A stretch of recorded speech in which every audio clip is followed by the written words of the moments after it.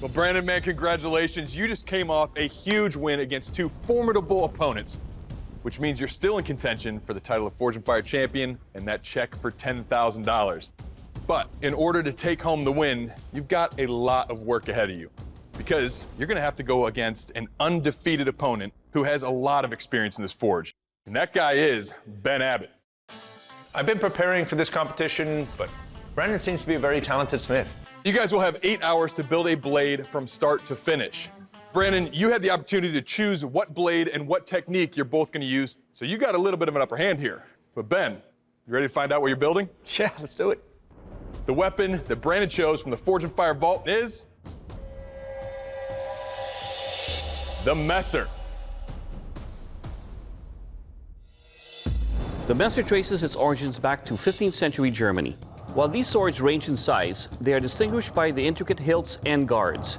Back in Season 6 of Forge and Fire, two smiths were tasked to recreate a massive version of this weapon, where the competition ultimately went to the lighter, better balanced blade.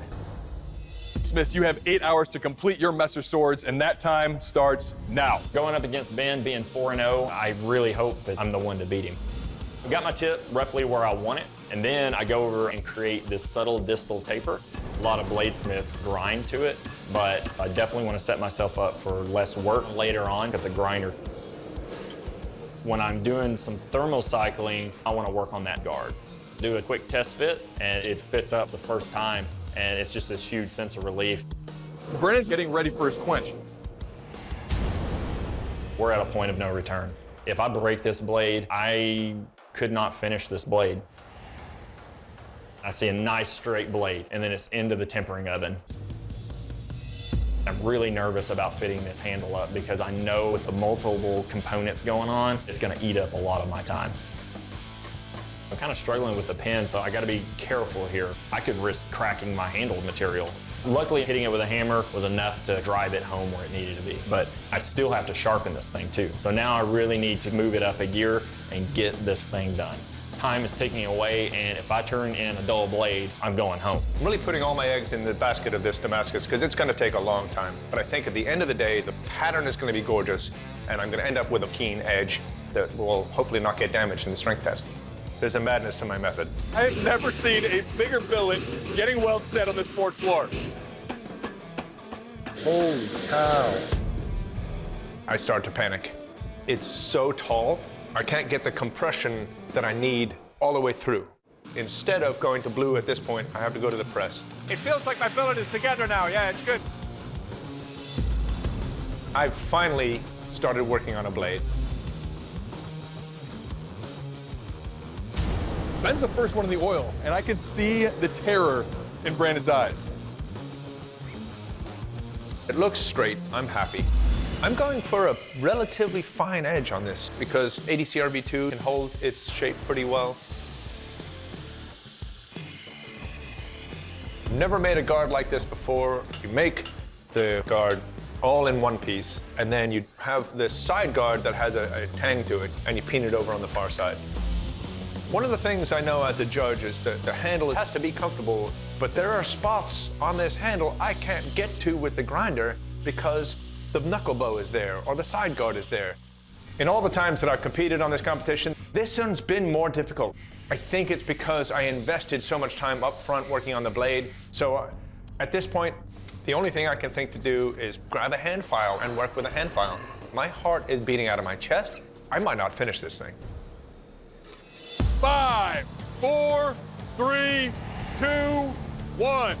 Bladesmiths, turn off your machines, put down your tools. This 8-hour competition is over. All right, guys, we are finally here. And there's a lot on the line. Ben, if you take home the win, you're continuing your winning streak and going on with a record of 5-0. Now, Brandon, if you take home the win, you're leaving here with the title of Forge and Fire champion and a check for $10,000. In order for us to find out which one of your blades is going to come out on top, we have to put them through a series of tests. So I'm going to give you to Doug for the first one. Bladesmiths, this is a dynamic kill test. To find out how lethal your weapons are, we take your swords, cut through the vines, and deliver some lethal blows on this big carcass. It's time to have fun.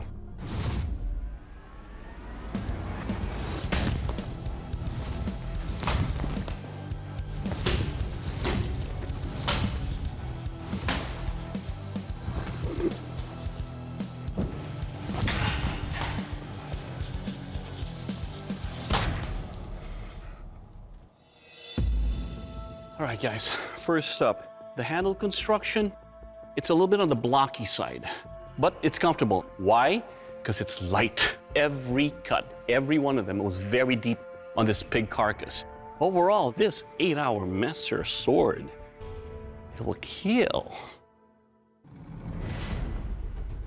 I'm pretty confident that my sword is not going to break, but something might chip, something might roll. Anything is possible. I'm just nervous.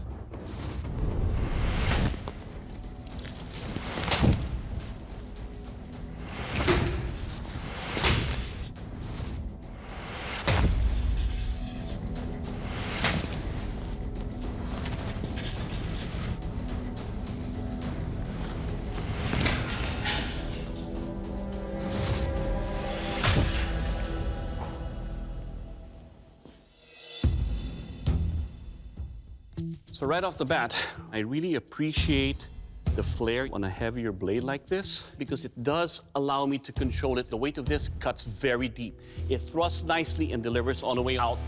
A blade like this, it will kill.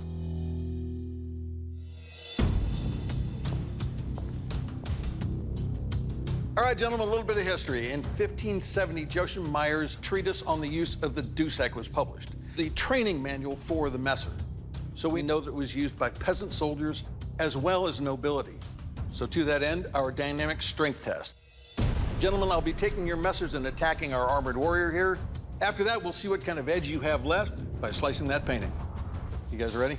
Oh, yeah. Okay.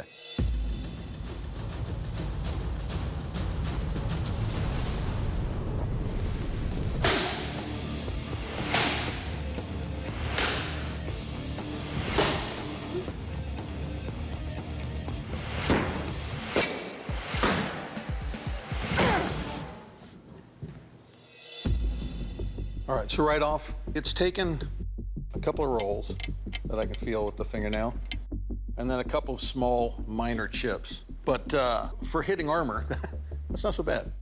All in all, our gold anvil did a good job.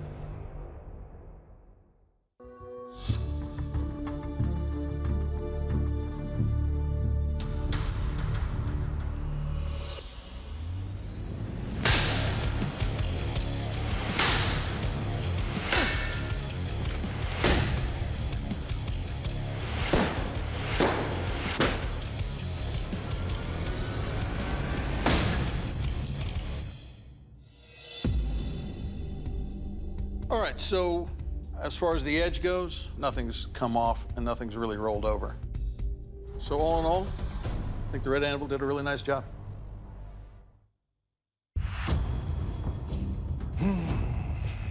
Now, guys, the judges had a very difficult decision to make, and they came up with a final decision that they both agreed upon. The winner of this Forged in Fire competition is Ben Abbott with the Red Anvil. Congratulations. No. Now, Brandon, you absolutely smoked this competition, but unfortunately, your Messer didn't make the cut today, and Dave Baker's gonna tell you why. Brandon, you did a great job on that Messer. It's fast and it's deadly. This basically came down to damage and some design choices. Fair enough.